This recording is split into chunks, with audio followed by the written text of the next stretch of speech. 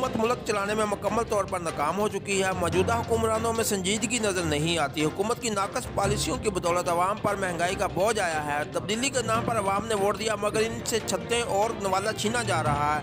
इन ख्यालात का इजहार साबिक़ वज़ीर-ए-आज़म पाकिस्तान सैयद यूसुफ रज़ा गिलानी ने मलक मज़र पहोड़ ज़राई जनरल सेक्रेटरी पाकिस्तान पीपल्स पार्टी मुजफ्फरगढ़ से गुफ्तगू करते हुए किया।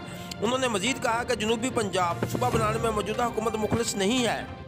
उन्होंने मजीद कहा कि बल्दियाती इंतखाबात नहीं होंगे, इस पर भी यू टर्न लिया जाएगा। पीपल्स पार्टी ने जनूबी पंजाब सूबा के लिए काम शुरू कर दिया था। सूबाई और कौमी असम्बली से करारदाद पास करवाने के बाद सेनेट से भी बिल पास करवा लिया था और वो बिल कौम की अमानत है। उन्होंने मजीद कहा, बिजली, गैस और रोज़मर्रा की अशिया में बेपनाह इजाफा किया जा रहा है। अब अवाम कहते हैं नए पाकिस्तान से पुराना बेहतर था।